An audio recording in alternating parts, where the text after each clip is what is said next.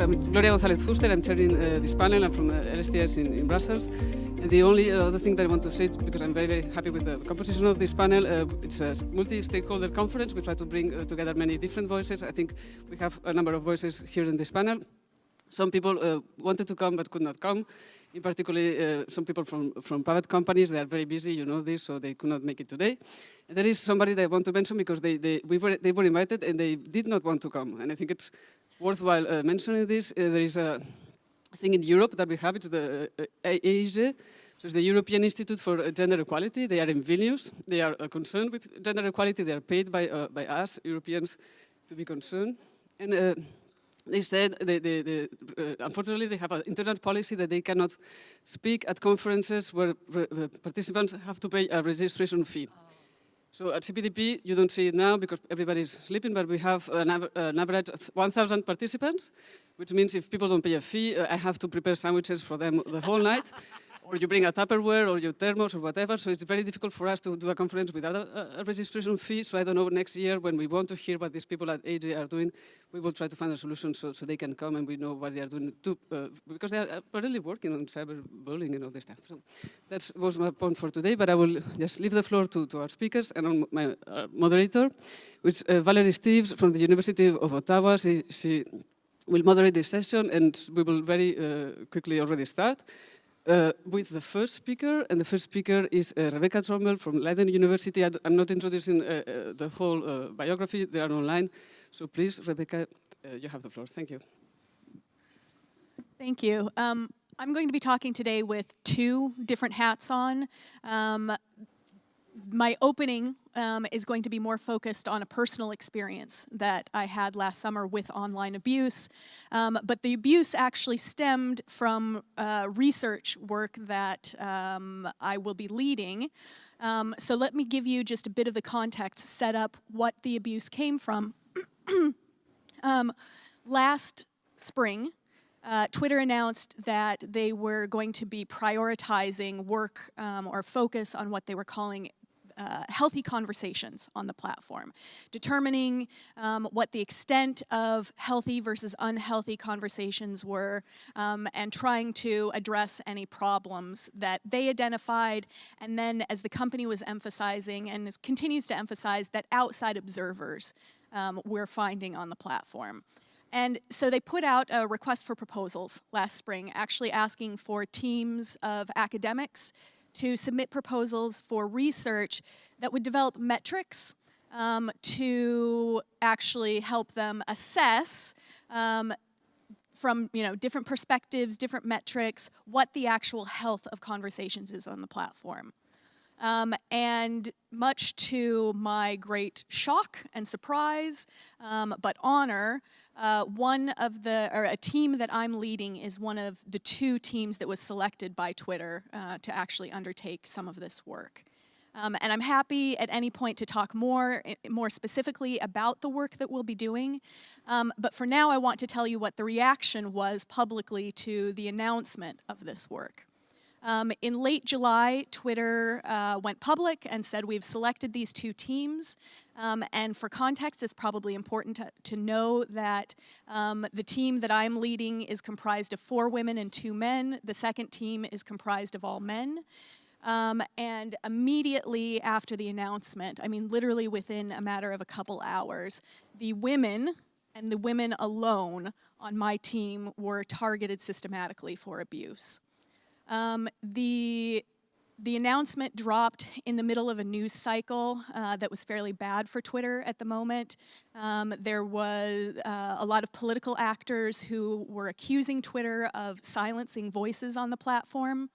And so when our work was announced in sort of classic fashion, in using tactics that we know fairly well now from Gamergate, a couple of fairly well-known Twitter users went through the women's feeds and found any tweets that they could spin as problematic or controversial, put together a narrative, and in my case, because I was the lead of the project, put on top of this overall lie, suggesting that I had now been hired as Twitter's head of its new incivility commission. To be clear, this is a commission that does not exist. I'm not an employee of Twitter. I'm exclusively leading this outside independent research team. Then, within a matter of hours of these initial threads going out, the coverage jumped to media outlets, larger mass media outlets. Again, fairly standard tactic that we're seeing. And that was when the true abuse really ratcheted up. The death threats, the rape threats, oddly, a fair amount of anti-Semitism in my case, in particular because my name is spelled, as you can see up here, Rebekah with a K-A-H, which is a traditional Hebrew spelling, and so people assumed that I was Jewish, faced a great deal of anti-Semitism. And just to give a bit of perspective in terms of how overwhelming this was, in a normal, let's say, week, I would get maybe a dozen mentions on Twitter. In a 36-hour period, I had 24,000 mentions, right? Almost all of these critical and a very large number of them truly abusive and harassing.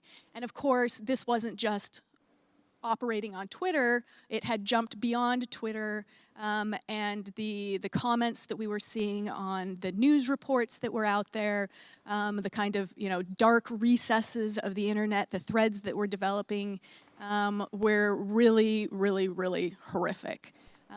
I live and work in the Netherlands. You can probably hear from my accent that I actually am from the US originally. But I had, in this case, effectively an ocean of protection, right, between myself and the worst of the abuse. And yet it was serious enough that security officials from the university and from my local town got involved. And I had, police driving past my house for a while to make sure that I was safe. It has taken me now truly 6 months to feel comfortable to talk about this. It was, of course, immediately, profoundly, impactful on my life. I was suffering panic attacks for several weeks afterwards. But even beyond that, right, the kind of emotional impact, I pride myself on being a supremely rational, right, person.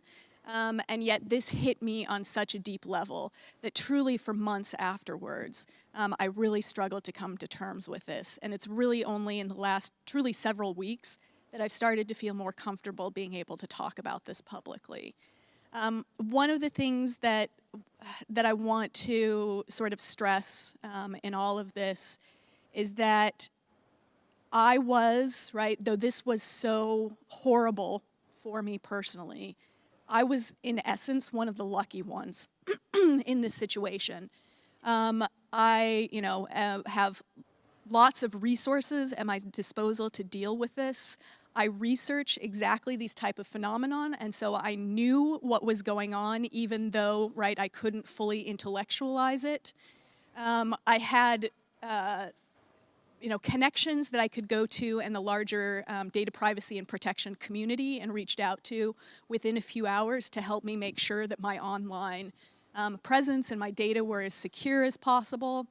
I knew how to handle this in a way that the average woman facing this sort of abuse doesn't, and even I was completely overwhelmed. If I hadn't had these people to help me, I don't know what I would have done. Beyond that, right, myself and the other women on my team, we were partners with Twitter. And so we got kind of insider access to help us deal with what we were seeing, at least on Twitter, right? Not beyond, but certainly within Twitter. And yet, right, it wasn't nearly enough for us to deal with this situation.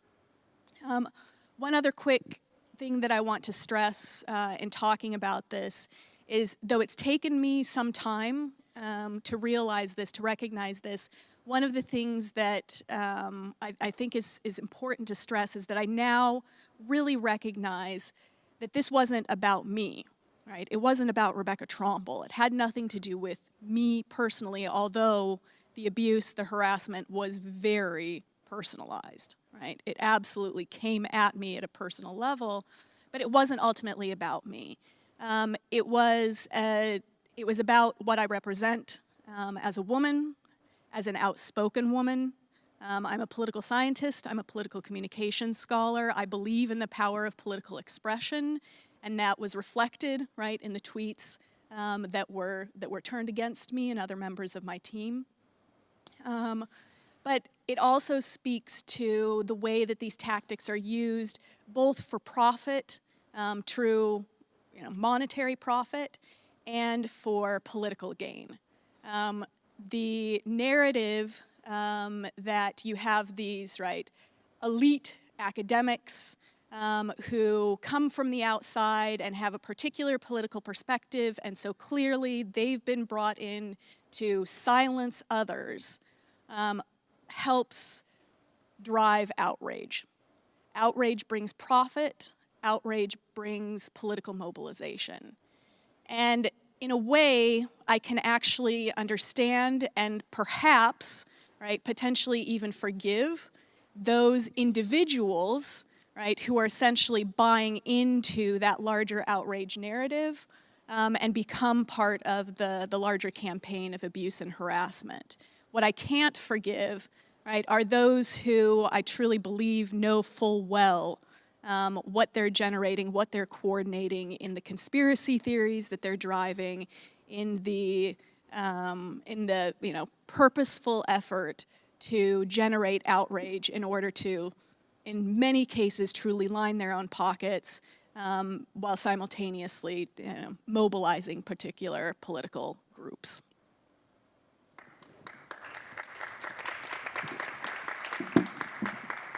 Thank you very much. There will be time for questions at the end. I think it's better that we have all the short presentations, and then, but please do, if you have questions, keep them in mind, or reactions, or what you want to say. We just move to the other speaker. It's Milena Marin from Amnesty International. She has been working for already some time on this intersection between technology and human rights, and now especially focusing on this question of platforms and the protection of women. So please, Milena. Thank you for that. And thank you for sharing your experience. It's really powerful. At Amnesty, we see online abuse as a human rights issue, so obviously we look at it from this lens.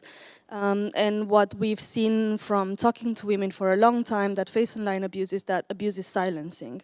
So it causes women to limit what they say. So indeed, women that are outspoken are targeted the most, and they tend to limit their conversation, sometimes leave platforms altogether, or even censor what they post. So for us, is a human rights issue, and we looked at it in this lens. In a way, we also responded to their healthy conversation call.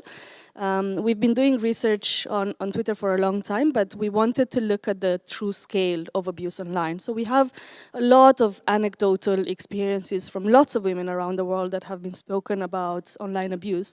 But what we wanted to see is, like, what is the true scale of abuse? So to look at that, we engaged in a large project called Troll Patrol. We called on our digital volunteers around the world. We're lucky to be an international organization and have access to lots of volunteers that want to contribute to human rights research. And what we did, we monitored the accounts of about 800 women politicians and journalists from UK and US. So we looked at all national level politicians in UK and US, and we looked at the selection of journalists from certain media organizations. So we looked at all women journalists from those organizations. So over a year, these 800 women received about 14 million tweets in mentions and replies. And out of those, we selected 228,000. And we analyzed these tweets. We asked our volunteers through a crowdsourcing project to read these tweets one by one and classify them, whether these tweets are abusive or problematic. I'm going to tell you the difference between abusive and problematic, and the type of abuse they could see. So we had about 6,500 people participating. Each tweet was analyzed several times so that we had redundancy. We could see agreement between various people in the crowd. And we looked at all that data systematically for a whole year. We worked with a tech company to do the data science. They are a very rigorous organization called Element AI. And what we found from that is that on an average, women receive about 7% of their mentions are either problematic or abusive. So abusive, you can understand what it means, is tweets that are against Twitter's policy. They would break their rules of engagement. They would be tweets, very violent tweets, rape threats, death threats. They would be targeted at the person's identity, be it gender, sexuality, ethnicity, religion, and so on. But we also introduced this concept of problematic, which is maybe doesn't qualify, it doesn't have this intensity as an abusive tweet, but we still think can have a silencing effect. So this would be hurtful tweets that and you know, harmful content that, if repeated, could have that silencing effect. And we wanted to see you know, a diversity of abuse. We didn't want us to stick only to the definition, and we're not arguing that these tweets have to be censored, but we looked at women and what their experience is. So yeah, what we found is that about 7%, or 1 in 14 tweets that women receive, or at least the women in our study received, were either problematic or abusive. We found, really worryingly, and this is something we knew, but we didn't have the data to back it up, that women of color were most affected, being 34% more likely to receive abusive content. And in particular, Black women were really the most targeted, 84% more targeted than white women. We also looked at the political spectrum. We looked at, you know, women working for right-wing organizations or left-wing organizations, and we saw that, you know, it's kind of an even distribution. Abuse doesn't discriminate by left or right. So it was incredible just to put the numbers on it. We got a lot of media attention. I think one of the most interesting unintended consequences was that having the numbers to back up the experiences that women have been talking about for such a long time had even an effect on Twitter's bottom line. There were financial investment companies that picked up our research, and as a result, people stopped investing in Twitter for a while, to the extent that their shares dropped 13%. So this kind of research, I think, hopefully puts more of an emphasis on the problem, especially from a women's perspective. What we did in addition to all this was use all the data that we generated through this labeling exercise with digital volunteers to train an algorithm to see what kind of role automation can play in content moderation. You know, it's so hyped, everybody talks about it. We wanted to see for ourselves what it means. We were lucky to be able to partner with a really cutting-edge technology organization that has access to very high-end algorithms. And what we've seen is, like, even with a very large training data set, with a very diverse training data set, our algorithm was extremely imprecise. It had a 50% precision. So while experts identified 1 in 14 tweets as abusive, the algorithm would identify 2 in 14 tweets as abusive. So that means that it overestimated the abuse. That means that it classified as abusive tweets that are very likely legitimate speech. It means that it didn't understand the nuance in speech. So yeah, our conclusion was that we're definitely not there yet, and it will take a long time before automation can be a true solution to this problem. So I'll leave it at that for now. Okay, thank you very much. So you raised many important issues, notably this question of how do we measure the extent of the issue, and I think another issue is how do we frame this issue from a human rights perspective. So it's a freedom of expression problem, it has many dimensions, discrimination, many dimensions, and of course this is a privacy data protection conference, and one of the big questions is how does this all relate to privacy? This is why we are very happy to have with us Eva Blum-Dumontet from Privacy International.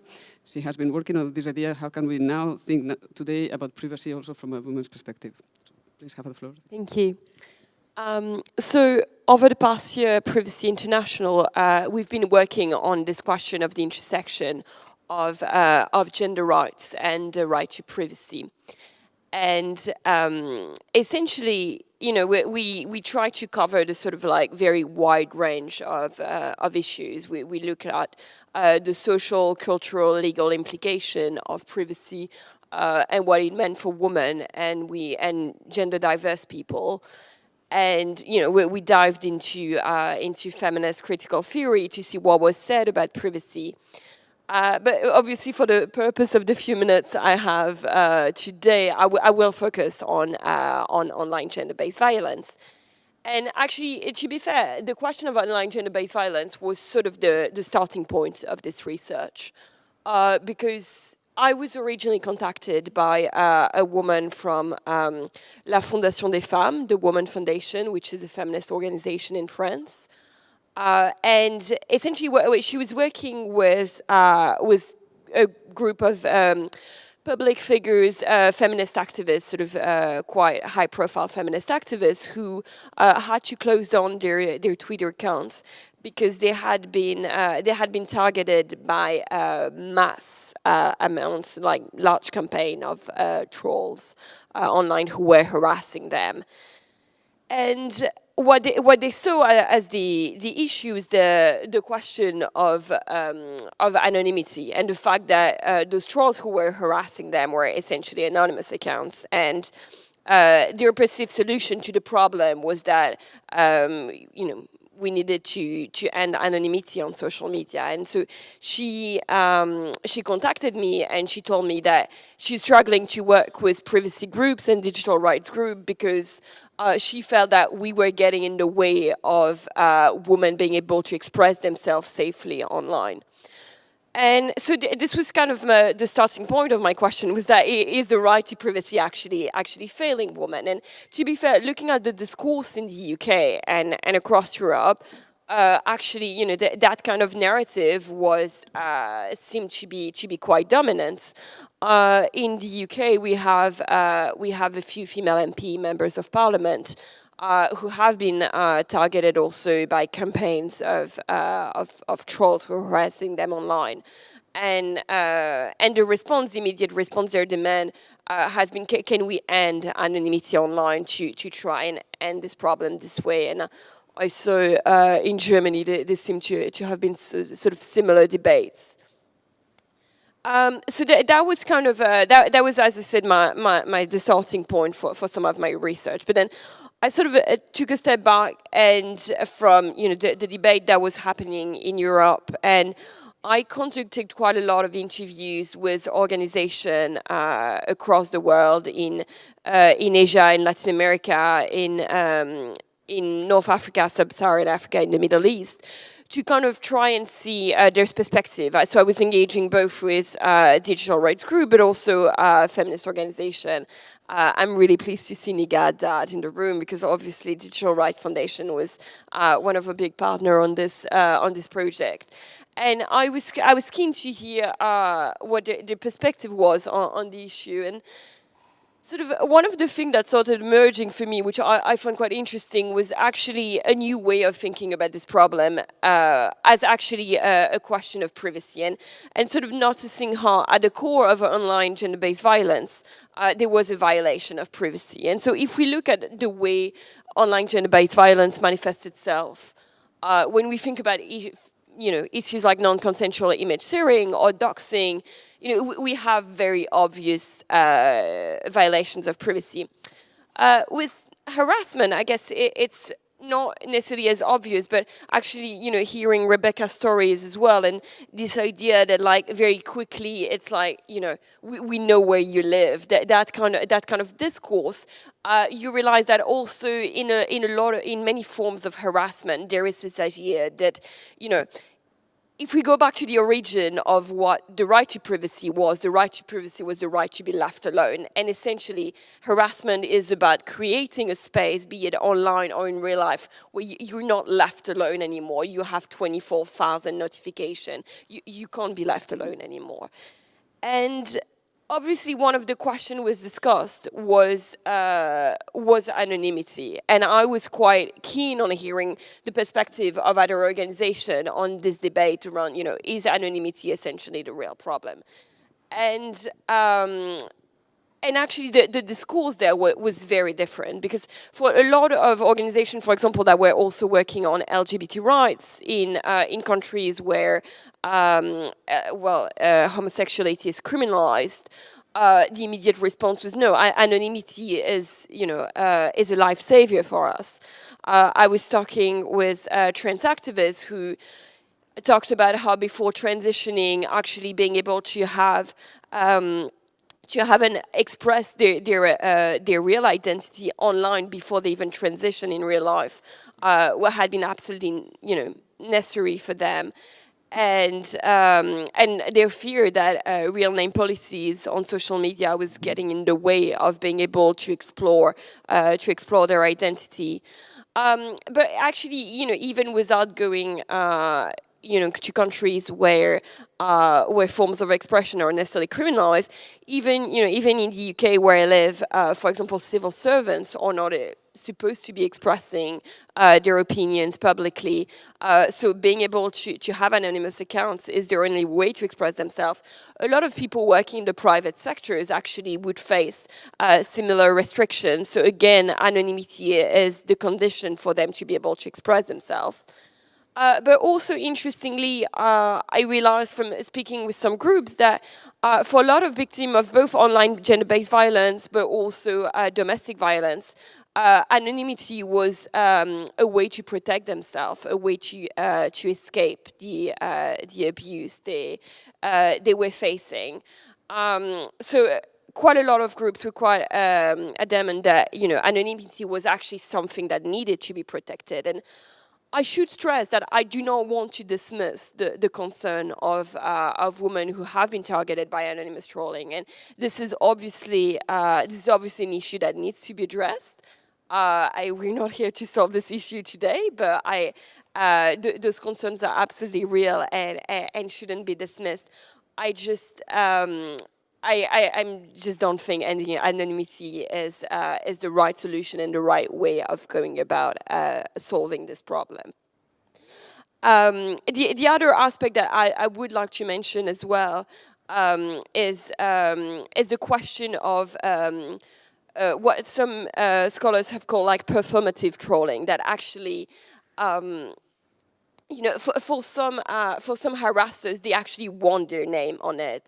A lot of the harassment that takes place online is not necessarily anonymous because people are proud, or there's this daring aspect of, look, I'm going to go and harass this feminist under my own name, and I'm not afraid because somehow the mere fact of doing it online provide the protection that they find sufficient. Now, when I was mentioning harassment and how it was a form of privacy violation in a maybe less obvious way, I think one of the big themes that emerged from our research was how sometimes narrow definition of privacy wasn't really serving women. And by that I mean that originally the right to privacy was very much connected to the home, and the right to keep the state outside of your home. And obviously, for reason of domestic violence, this wasn't really a helpful definition for women. Also, when the right to privacy is tied to home ownership, when women still today are not necessarily allowed to own their own homes, to own where they live. This is not necessarily a very helpful definition of privacy. But actually what we've seen is that gender issues have transformed our understanding of privacy. So for example, the legalization of abortion in the US was the case. Roe versus Wade was using privacy as the reason why abortion should be legalized. So suddenly, privacy becomes tied to bodily autonomy and to issues beyond just the privacy of communication or the privacy of your homes.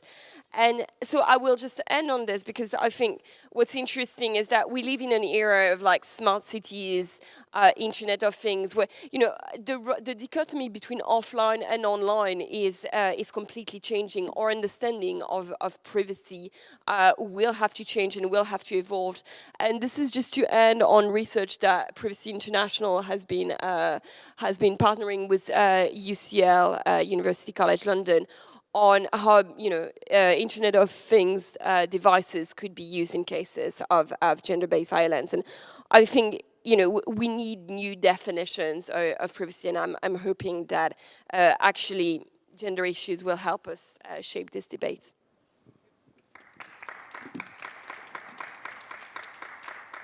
Thank you very much. So you mentioned you're not solving this problem, but probably somebody should solve the problem. So this is why we really need policymakers in our panels, in our discussions, and we're very, very happy that this year actually we got somebody from the European Commission brave enough to come here, even if there's no official policy as such tackling this specific issue as such.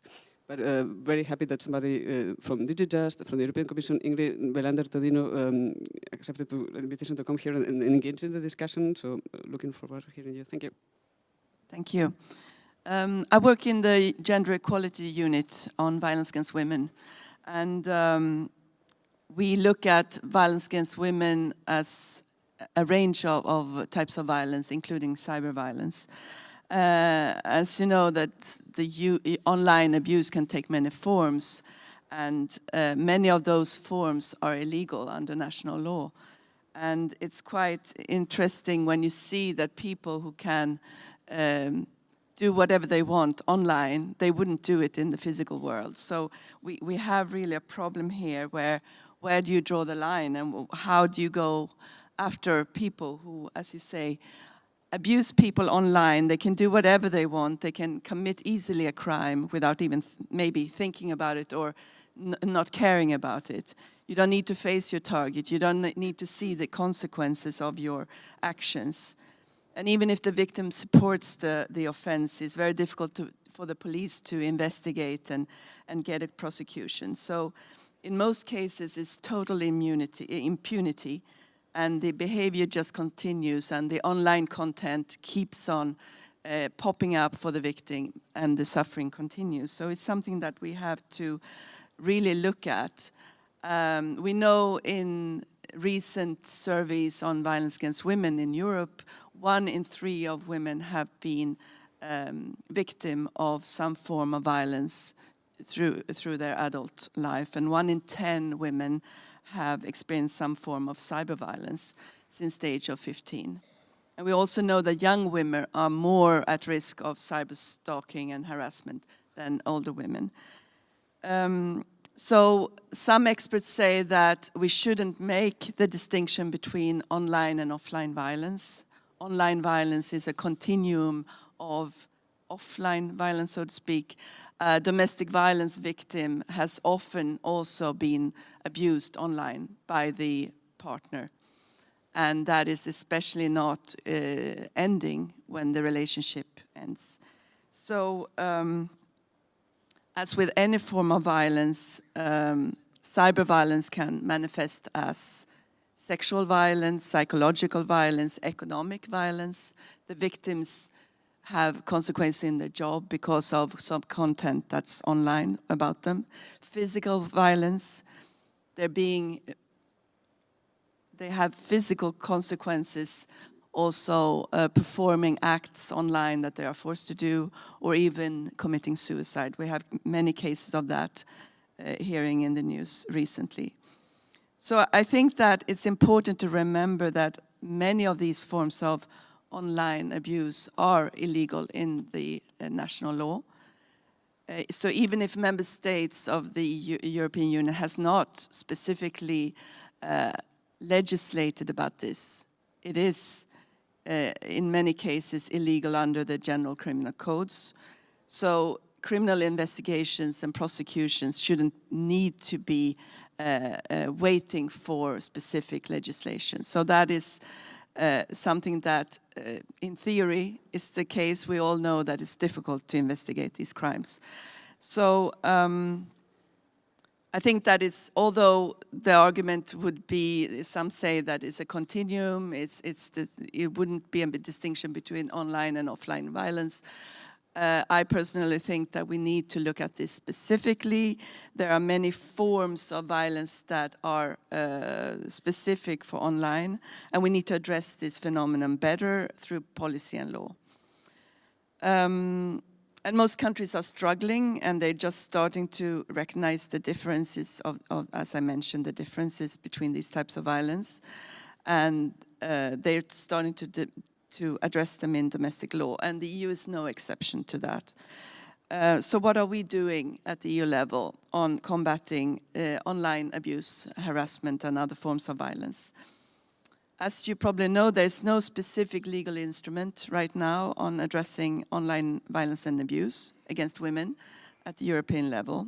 But we have EU law on a range of cyber abuse, cyber violence, including sexual abuse and exploitation of children, the directive, which is criminalizing online abuse and child porn. We have the directive on human trafficking, which is also criminalizing these offenses. We have the cybercrime directive on attacks against information systems. There are also measures on identity theft and misuse of personal data. We have the framework decision on racism and xenophobia, which criminalizes hate speech. And we have the Victims' Rights Directive that provides minimum standards on support and protection of victims of crime. But the most specific legal base for acting on violence against women now is the Istanbul Convention, the Council of Europe, Istanbul Convention on preventing and combating violence against women. It's not EU law yet. We are in the process of acceding to this convention in the EU. But 20 member states of the EU have already ratified this convention, and it's legally binding, and it provides criminalizing of violence against women. So although cyber forms of violence are not explicitly mentioned in the convention, it's clear and understood that these are forms of psychological violence, stalking, and sexual harassments that are explicitly included as crimes in this convention. So we really work at the Commission, in my team, on trying to get as many as member states to ratify this convention. We still have 8, Bulgaria, the Czech Republic, Hungary, Latvia, Lithuania, Slovakia, Ireland, and the UK have not yet ratified this convention. But we have 20 countries that have. And that is already a good start to start really to work in this area. We also shouldn't forget the Council of Europe's Budapest Convention on Cybercrime that also sets out rules on crime committed via computer networks.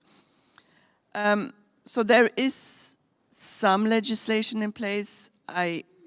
It's not specifically on online abuse against women, but we have a legal framework. But is that the most effective? I've been asked now to only talk about the regulatory framework, but I also think it's worth mentioning the work that the Commission does with internet platforms on hate speech, racist and xenophobic hate speech, which is a good practice, the Code of Conduct, that you might have heard of. It has proven effective on removal of content. Right now, in the last monitoring, there was 70% of flagged content removed after a flagging system involving civil society across Europe. That is a best practice that we could look at now in the future to see if we could replicate that on online abuse also for women. The legal framework is different, I know that, but I think it's worth that something in that line could at least start happening. But of course, I can't say what the next Commission will do, but it's something that we are already start looking at now.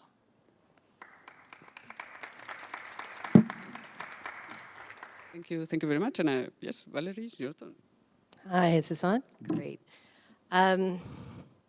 Do you know, whenever I participate in these conversations or conduct this kind of research, it always strikes me that violence against women and girls is such an old issue. And technology is a really interesting window into that issue. Ursula Franklin is a Canadian physicist who was active in the anti-nuclear movement in the 50s, and as a woman and an academic, going through school in the 30s, experienced an incredible amount of discrimination and harassment. And whenever she would talk about these issues, she would always go back to the telephone.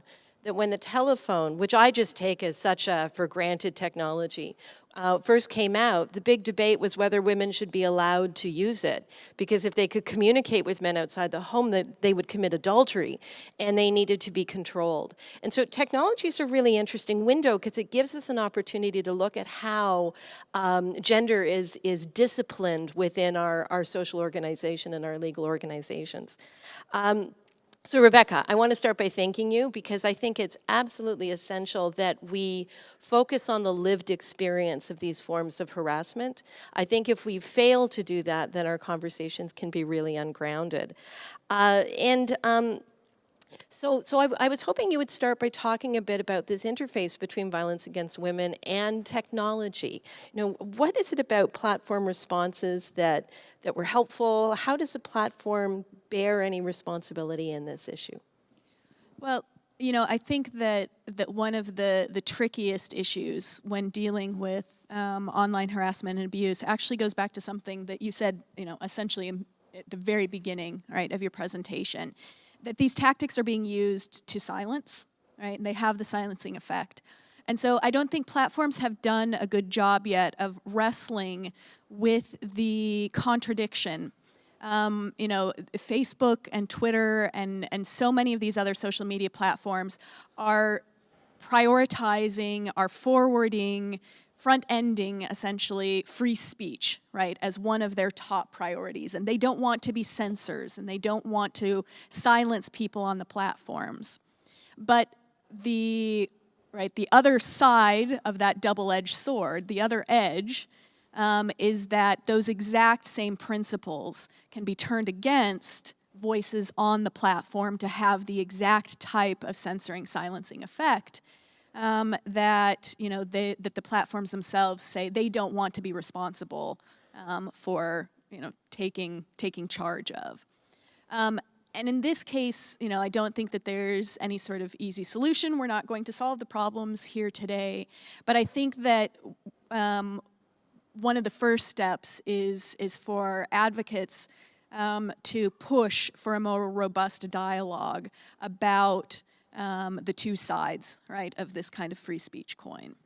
And for the technology companies themselves to take some responsibility and acknowledge that free speech exercised in certain ways, right, the kind of limitless idea of free speech exercised in certain ways has the exact opposite implications that they're emphasizing. Whose speech? Yeah, so free speech for me and my buds, but maybe not for everyone. So these technologies then, what I'm taking from what you're saying, are also designed with certain assumptions in mind. And I don't think that that's an intentional thing, but it is something that plays out over and over again, especially when you look at the intersections of technologies and power, whether it's racism or misogyny, homophobia. So Milena, is there something about machine learning that exacerbates these kinds of issues? Well, absolutely. So just first of all, from my experience, what Twitter is telling us is that they are not 100% rolling out the machine learning promise, and they are not using it to police content as of now, or not any type of content. They are using it for spam content, and I think some of the most extreme hate speech. But they are using more advanced algorithms to monitor behavior of abusers, and take down accounts on the basis of that, because in that philosophy of them valuing freedom of speech, they do not want to look at all at content. Our experiments with machine learning, and we think that it's going to be used more and more. We know that Twitter has various partnerships with different organizations. We've seen recently they partner with UC Berkeley on machine learning to develop algorithm for healthy conversations. So this will happen more and more from now on. So I think it's really important for us to understand what machine learning means in this context. So that's why it was extremely valuable for us to go through this experiment ourselves as a human rights organization. civil society, to see what are the compromises you have to make when you build an algorithm. So lesson number one is that when you build an algorithm, especially in language processing, you have to deal with margins of errors. And the margin of error in language processing can be very high, and you have to make trade-offs and compromises. So accuracy in machine learning has two measures. It's quite technical. One is called precision, one is called recall. But basically, you have to make a trade-off between one or the other. If you opt for more precision in online violence against women, would mean that you identify the content that is most abusive. So you identify truly abusive content, but you might miss out some content that has, nuanced abuse. And we've seen that perpetrators online use a lot of these tactics, to mask their speech so that they pass moderators, they pass algorithms, and so on. Another trade-off that you can make is, okay, so you don't want to go for this high precision, but you could cast like a wider net, so you catch a lot of potentially abusive content, but with the trade-off that the content that you catch may be legitimate speech, so maybe false positives, maybe words that could be abusive but are used in a non-abusive way.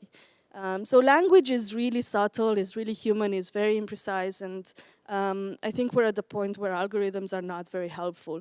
So we really have to understand this and understand the dangers and understand that technology by itself is not a solution.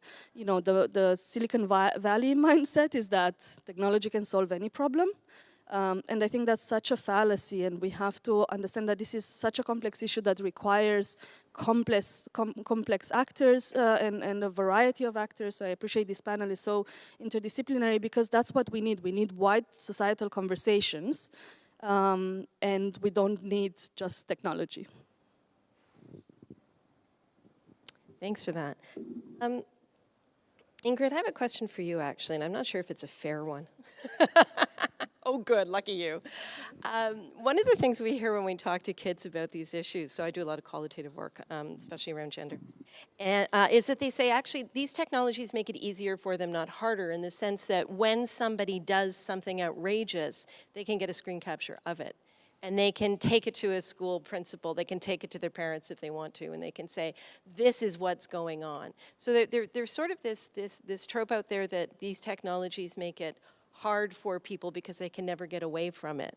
And yet what we hear from young people who are very active on these kinds of sites is that there can be benefits to having technologies that make these problems kind of slap you across the face obvious. That it's an interesting window into the way that gender and power play out in ongoing social relationships. So you're saying countries are struggling with how to respond to this. Is it possible that this is actually an important moment of political mobilization precisely because it's hard for us to ignore when it becomes so visually visible in public debate? Yeah, I think that for kids already at national level, they have come quite far. It's easier to, so to speak, to regulate abuse against children, not only sexual abuse. There are now countries like Italy where they have a cyberbullying law proposed. I don't know if it's adopted already. So that we can all see, and that's part of the whole youth policy as well. You protect children from abuse. Of course, online activity also has an empowering effect. The gender movement, we want to reach the younger women as well, and they can voice their activism and so on online. So of course there's always a line to draw, but for adult women, the line that we need to draw, the hate speech versus free speech, is of course illegal content, and that is of course legally where we might struggle, because a racist hate speech is more clear-cut possibly than misogynist hate speech. I certainly think from a woman's point of view that it's psychological violence, you need to prove that. But it might be more difficult for the lawmaker and the law enforcement to implement. But from your original question on how do we use technology to protect and to empower young women and older women too, I think that the system where you have civil society-based flaggers possibly could be a good solution.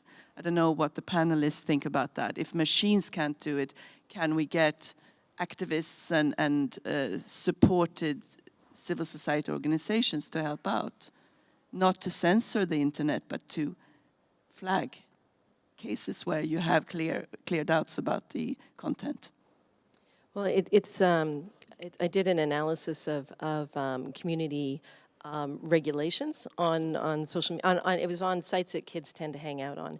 And what really fascinated me was that on every site except for Wiki, it was done by the corporation.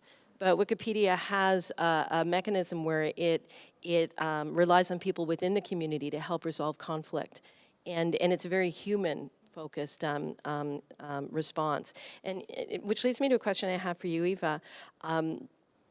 I'd love to hear what you think is the way we should be mobilizing privacy to deal with these. And it really struck me that when you were talking, especially when it comes to gendered issues, so much of this is an exercise of power to keep women out of public spaces. Rebekah, it goes back to what you were saying at the very, very beginning, that this is a disciplining exercise. You know, get out of public space, you don't have the right to have a voice.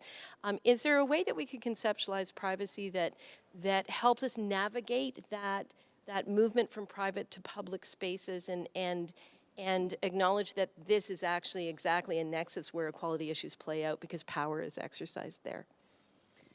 Yeah, and actually, to go back to the earlier point we were discussing about, you know, that not being a completely new issue. Actually, Mary Bird, who's a British academic who has herself been the subject of a lot of abuse, was talking, I thought, very intelligently about the way historically, every time there was woman in the public speech, woman in the public discourse, there was always an attempt at silencing them, and in a sense, this is just a new episode in a long history of silencing women who are expressing themselves publicly, and I think, you know, your question points to one of the an interesting problem, which is the nature of social media, because it's not quite a public space in the sense that and this is what we're discussing actually, it is very much a space that's run by private companies, and yet it is a space that's pretty much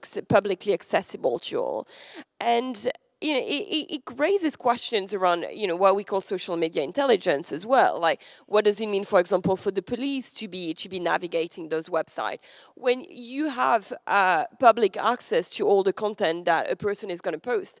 Where does stalking start? Where does it, like, legitimate access to the content that people are posting online is? You know, and so those are quite tricky issues, because we never had to deal with this kind of space before. That's neither completely public, neither private, and this is why when I call, you know, for new definitions of privacy, it's also to try and address those issues. Is because I do think, you know, as we all said, we're not going to solve today the question of online harassment, but I think part of the question is allowing women to define their space and to decide what they want to see, you know, in their feeds, in their mentions. I think one interesting analogy that was made for me was the question of spams, and you know, when email started, we used to be completely you know, we used to receive all the spams, right? And the issues of spam has essentially disappeared. Well, actually, largely thanks to technology, because the technology got better at filtering spams, and we don't see them, and it's not because they don't exist anymore. It's just because our email clients have become better at sorting this out. And that's not to say that, like, there is a technology that we suddenly are going to develop that's going to filter out the abuse, because I do agree that I think the issue is much more complicated, and at the root of the issue there is there is the misogyny of abusers. But I think part of the solution will be about this question of space, of allowing a private space on those publicly accessible spaces, if that makes sense. Well, we'd love to open it up to questions and comments from the audience. Microphone's right back there. Please go ahead. My name is Aurore Dupuis from Excellium Services. I thank you all for these wonderful comments and contributions. I have one element I would like to add to the conversation that hasn't been talked about, especially when it comes to filtering and flagging. We see these flagging farms in India, for example, where people read this abusive content. I just wonder what's your opinion or comments on these kinds of psychologically draining activities of flagging. Thank you. I can speak about that a little bit from my personal experience and what we actually learned, again, being partners with Twitter as we were going through this. So I think that it's fairly well known now, and Twitter has actually been talking about this more publicly, that they see it, they recognize it as an issue. But of course, taking down content requires actual reporting. And the onus is primarily on the person who is being abused, right, or being harassed in the moment.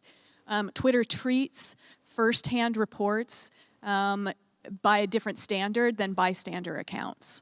And I think part of the principle behind that is actually because of the concern about exactly these sorts of larger scale flagging efforts that, just as I was talking about a minute ago with free speech, right, as much as those can be used for good, they can also be, right, part of actual targeted campaigns of harassment themselves. However, using the principle that it needs to be, the person who's being abused or harassed in that moment who is actually flagging the content means that, in theory, you have to be watching it, right, while you're undergoing it. And from a psychological and emotional perspective, right, we simply cannot be asking people to deal with it. I watched for far too long, right? I tried to keep my researcher's hat on and watch this from a distanced intellectual perspective for hours on end, and it did so much more damage to me. We had the privilege, our team had the privilege of working with Twitter and being able to say, here are the people that we're designating as our surrogates, and they treated those surrogates as first-hand reporters in our case. And as soon as they did that, then the content came down much more quickly. But that was a privileged position that we had in our relationship. So I sort of agree with the concern, the more broad concern about the ways that these flagging systems could be used for as much harm as for good. But I think there's probably some sort of midpoint between that and the requirement that it's actually the account that's being abused that does the reporting that could be much more helpful in this, particularly partnering with civil society organizations like Amnesty and others who are looking directly at this and could have teams, right, that are essentially certified, that are known and trusted. One other very quick thing that I would add to that, though, is simply that is hard work. Right? And we know from all of the external content moderators that Facebook has hired all over the world that the emotional, psychological burden of doing that sort of work is absolutely intense. And so if we were to promote those types of systems, from my perspective, it would be absolutely essential that before those were implemented, there was lots of research and testing and development in order to understand how you can, aid the people who are doing that work from the beginning to be able to psychologically withstand it. I mean, there are stories of people being truly hospitalized after doing this work.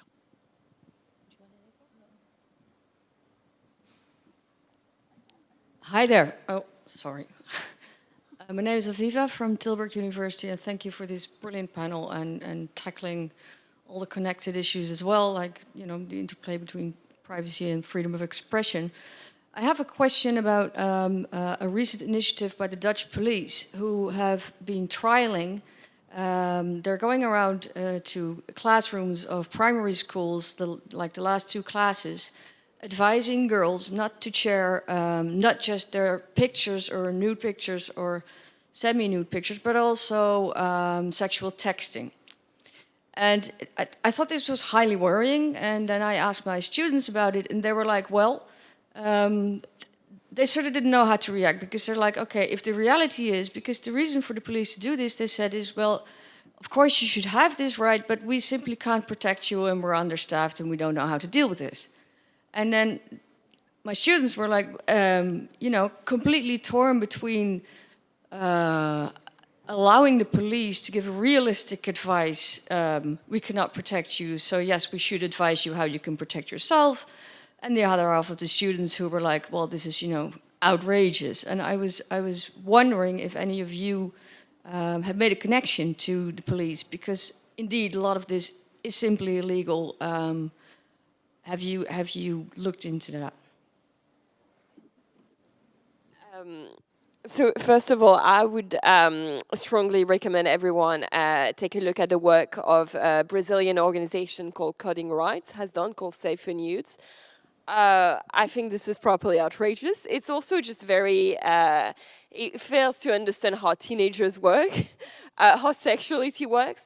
You know, as any form of prohibition, just when it comes to sexuality and dealing with teenagers, just doesn't work. The fact is that, I mean, there are safer ways of sexting or of sending nudes. There are conversations to be had with teenagers about, you know, hiding your face, about, you know, sending secure messaging. And yeah, we have to be honest about like the limitation of that, the risk, but also any form of prohibition just, I think, really goes in the wrong direction. Yeah, I think from a gender equality point of view, this is clearly stereotyping why the girls would be targeted and not the boys, because I think there are equal issues there, and also not only posting but accepting the photos should also be an issue where they should. I think it's not a bad idea to inform, and that should take into account the kids' needs and habits, but definitely, I agree with you that prohibiting like this, and also the fact that they would then understand from the start there is no point on doing anything because the police won't protect them. That's really the wrong message, and that is also very problematic from my personal point of view. I've been granted the right just to add something. I'm not supposed to speak, but so it's not a problem of the Dutch police. It's a problem that is general. When if you look at all even the European level campaigns on raising awareness of what they call privacy, and this is the question: what do we call privacy? It's all about stay at home, no? Be safe by staying at home. Don't do anything, and that's you're protected. And so there's indeed a need, I think, to rethink privacy and data protection. Also, we have been working with the European Commission on explaining this idea that everybody has a right to data protection. It includes the right to share pictures and have those pictures protected as any other picture. But there are different ways of framing this, and just this idea that indeed everybody has rights, and it includes the girls' rights. It's a difficult one, not only in the Netherlands, but at many levels. And even when you talk with parents, they all fall into this digital hygiene thing that it's a terrible idea for me. Sorry. I'm going to throw in my 2 cents too. Jessica Ringrose did some fascinating work on sexting in London, and the headless sext came up very soon after sexting became more common among young people, because it's obviously it's a way of protecting your privacy. And the boys that were collecting the sex, or that were receiving the sex from girls, felt that this took away from their street cred, because they couldn't prove that it just wasn't a picture they grabbed off the internet. So they would have girls take red lipstick and write the boy's name on their chest, and then take the picture and send it to the boy. And just to put this in context, actually most sexts are sent by 5 boys, 2 boys, and you know, in a joking kind of way. But I think it's really important to look at the sexual economy that the online world has created, and that there's a commercial milieu and commodification that has really amplified these kinds of sexist tropes. So it seems to me that part of the solution has to be looking behind the business strategies of a Twitter, and not saying, oh yeah, take down content. Yes, take down content. But I think we really need to start to think critically about how those assumptions play out in ways that create unequal outcomes. Please. Thank you. Ivan Sekel, Central European University. I think the most important question for a target, for a victim, how to respond to the clearly abusive message to the troll. One solution could be that you close down your Twitter account, but that's not a solution. You can prohibit online anonymity, not a solution. But what is your opinion about a more radical or provocative solution to respond to the trolls in their own language, in their own style? I know that it's controversial because we don't use such a language, and maybe it could lead to the escalation of the whole war, so to say. But this is the language what they understand. Secondly, if you manage to make them feel ashamed or humiliated, maybe it's impossible, could have an effect if they feel that they are bounced back in a certain way, and not only attacking you, and then we organize discussions about that, and they continue doing what they do anyway. What's your opinion on that? Who wants to take whether we should feed the trolls? Well, I think if we take Rebekah's example, like, it's probably humanly impossible to respond to 25,000, 26,000 mentions. So I don't think the onus should be on the women to fight these people. So again, I think both what you are talking about, the police, and what you're suggesting is putting back the responsibility on women to solve the issue, on the victims to solve the issue. And I don't think that's fair, because they are already facing such violent attacks. And I think it's really important to understand that it's not single individuals very often. These are coordinated, concentrated efforts. There's very often bots behind these efforts. It's automated. So the solution cannot be on women to respond and to engage in conversations. We often recommend to report, because unless women report, it's hard to do it. We sometimes hear from women that they delegate that responsibility to friends and family, because simply reading all this is too much. So just going through your feed can be highly traumatic, and engaging in conversations can further that trauma. So certain women decide to mute conversations, so just not see them, but that can also be dangerous, because you miss threats that could be real. Threats that you might need to call the police because somebody leaked your home address, or somebody is telling you that they are waiting for you in front of your home at 7 p.m. with a gang of people to rape you. So it's you should be aware what's happening on your feed, but not sometimes women themselves can't deal with that, so they delegate to other women. I think some of the most creative solutions that I've seen was women sharing lists of trolls. So you can block entire lists. So women are sharing with each other and are adding to known list of trolls. So I think these are some interesting creative solutions, but I think engaging, I've seen sometimes women doing that and converting people, but you can't do it. I mean, it can't be a woman's responsibility, in my opinion. Well, we're at our 5-minute bell, so we'll take the last question or two, just quickly. May I clarify? No, I think we're just to give a chance to get the last two questions. Okay. We can continue that conversation afterwards, though. I think that would be wonderful. Well, Elise Lessieux from the EU Agency for Fundamental Rights. I'd like to thank you all for your presentation. I think that we have different point of views. I heard what the women were saying before regarding the intervention of the police in the class.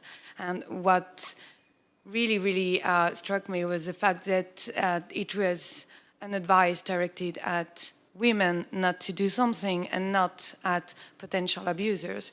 And so that made me think, would you have any good practices regarding education at school, high school, university, on abuse, and on the fact that online harassment, offline harassment, they have a tremendous psychological effect. And so to teach on people what they do under anonymity can have terrible impact on persons. So about education, thank you. Okay, we have 3 minutes left, so it's going to have to be a very quick question. Hello, my name is Rebekah, and I'm a trainee at the Fundamental Rights Agency. Actually, Elise is my supervisor. I was wondering about the issue, like I heard lots of terms such as hate speech, that then potentially lead to bullying women online, really. But for me, hate speech is such a vague and contextual term, and there is a very valid argument with silencing women and kind of chasing them away from the whole conversation. But then when it also comes to online violence against women, for me, that kind of steps out of the realm of freedom of expression debate, really, because that may potentially, and often does result to certain incitement of violence or form of discriminations that impact their everyday existence in online and offline space. So I was actually wondering whether there are any initiatives and cooperation with the law enforcement agents in terms of training, sort of like really getting out the message that this is just not some kind of online meaningless conversation, but organized online mob that really actually attacks, for instance, female journalists on a regular basis. Thank you. So we have 4 speakers, 15 seconds each. So in one sentence, what would the final takeaway message or response be from each of you? We'll start at that end and work this way. I agree. Training the police is an absolute mandatory first step we need to take. The police is not taking this issue sufficiently seriously. That's one of the key things we need to address. Next in line. Yeah, for me, it's just acknowledging how much of a complex issue it is and how it requires conversation between different actors. I still think the companies themselves, because they are profit-making companies, have a huge responsibility, but it is a broader societal issue, and we all have contributions to make. My main call would be for, I agree that the technology companies themselves bear the primary responsibility for dealing with these things, but the technology companies need to do a much better job of bringing in a diversity of perspectives and prioritizing, because what they're doing is fundamentally social work, bringing in the experts who can speak to the underlying social and normative issues that are at stake here. Yeah, I would say that we need to attack this from different angles. Even if we don't have specific laws, we have a framework of regulation at the EU level that we need to implement and apply. And we have, to answer the question, we have already regulation on police needs to be trained. We have professional training required in the Victims' Rights Directive and so on. So, of course, this is something that is in place already, but we need to implement it and do better. Policy and law. Thanks. Well, I'd like you to join me in thanking the bellman has come, and we will now say thank you to our panelists.